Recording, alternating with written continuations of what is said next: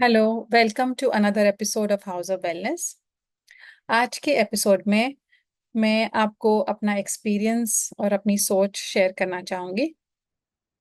Just last week मैं अपनी बेटी के साथ एक हॉलिडे पर गई थी और वहाँ पर हम एक बीच पर चल रहे थे और मैंने देखा कि एक माँ और उसका बेटा दोनों एक सैंड कासल बना रहे थे। और प्लास्टिक के, जो आपको पता है, मैं भी मेरे बच्चे भी जब छोटे थे तब भी बीच पर लेके जाते थे और सैंड का घर बनाते थे।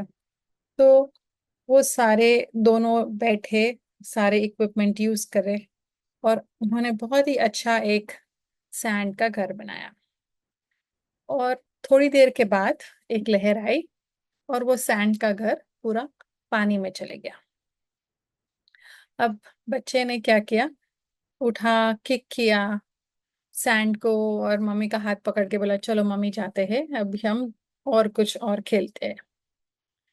तो मैंने सोचा कि हम ये दुनिया में है, वो भी तो एक इसी तरह से हम एक होटल में ही है जो इसका नाम अर्थ है।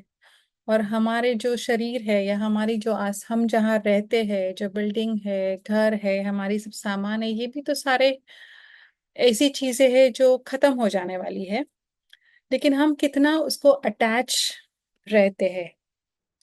और मुझे पता है कि आजकल बॉम्बे के अंदर इतने सारे बिल्डिंग्स हैं जो रीडेवलपमेंट के लिए जा रहे हैं। और वहाँ पर आप सोचो कि फैमिलीज इतनी सालों तक रही है, वहाँ पर उनके बच्चे बॉर्न हुए हैं, तो बच्चे की यादगिरी या हस्बैंड वाइफ या फैमिली रहे हैं, वहाँ पर किसी की मौत हुई हो घर में, तो कितने सारे मेमोरीज कनेक्टेड होते हैं वो घर के अंदर। लेकिन रीडेवलपमेंट होता है, अगर बिल्डिंग टूटने वाली होती है तो घर छोड़कर जाना पड़ता है और फिर वो एक दिन ग्राउंड जीरो हो जाता है वो। और उसके साथ में जो अटैच्ड चीजें थी, अटैच जो माहौल था या घर था या दीवारें थी या फर्नीचर था, वो भी सब खत्म हो जाता है। तो इजी नहीं है ये कि हम उसको लेट गो करें। लेटिंग गो करना बहुत ही डिफिकल्ट है। लेकिन अगर हमको खुश रहना है तो हमको लेट गो करना ही होता है, भले ही वो मुश्किल क्यों ना हो। तो मैं एक स्ट्रैटेजी जो मैं यूज करती हूँ, जो कि एक इजी तरीका मैंने सीखा है, जिससे मैं काफी सारी चीजें जो मैं अटैच जिसके साथ में होती हूँ, या जो बात के लिए, या कभी कभी ऐसे होता है कि इसने मुझे ऐसे कहा था, ये इसने ऐसे बोला था, या इसने ऐसे किया था, वो ले लेके हम मैं पकड़ के रखती थी। तो अब मैं ये सिंपल स्ट्रैटेजी करती हूँ जो मैं आपके साथ शेयर करना चाहूंगी, जिसके वजह से मैं अपने आप को डिटैच्ड रख पाती हूँ। तो मैं क्या करती हूँ, पहले मैं सोचती हूँ वो कौन सी चीज़ ऐसी है जिसके बारे में मुझे अभी भी हर्ट कर रहा है, भले वो पर्सन अभी दुनिया में नहीं भी है। इट्स लाइक मैं अपने शरीर पर, अपने कंधों पर एक डेड बॉडी कॉर्प्स लेके चल रही हूँ। इतना वजन, इतना टेंशन, इतना वो पहले का जो है भर के रखा है मैंने, बोझ वो लेके चल रही हूँ।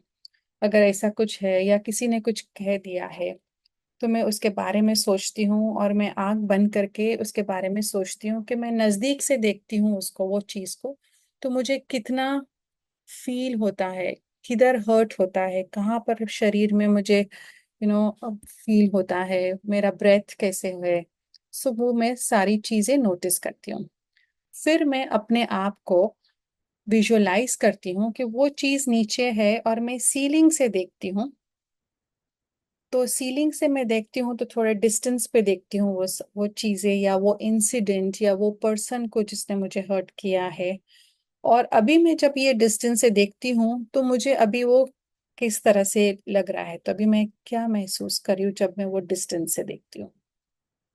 फिर थोड़ी देर के बाद मैं अपने आप को बिल्डिंग के ऊपर से देखती हूँ वो चीज, अब मुझे किस तरह से महसूस कर रहा है, क्योंकि अब मेरे बीच में और वो चीज या वो इंसिडेंट या वो पर्सन के बीच में मैं इतना सारा डिस्टेंस विजुअलाइज कर रही हूँ।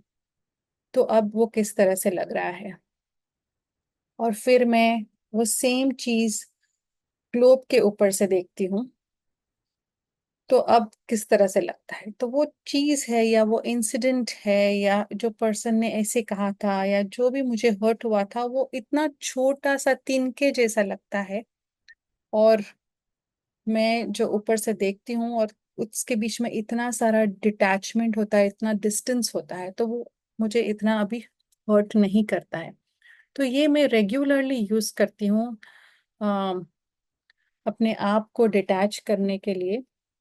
आई होप आपको ये इंसिडेंट, ये जो मैंने आपको जो स्ट्रैटेजी बताई, आपको भी अच्छी लगी हो और आप भी ये प्रैक्टिस करो ताकि आप लाइट फील करो। और आपने जो भी अटैच करके जो आपको इतना फील हो रहा है इंसिडेंट के बारे में या पर्सन के बारे में, उससे आप वो डिटैच इजीली हो सको।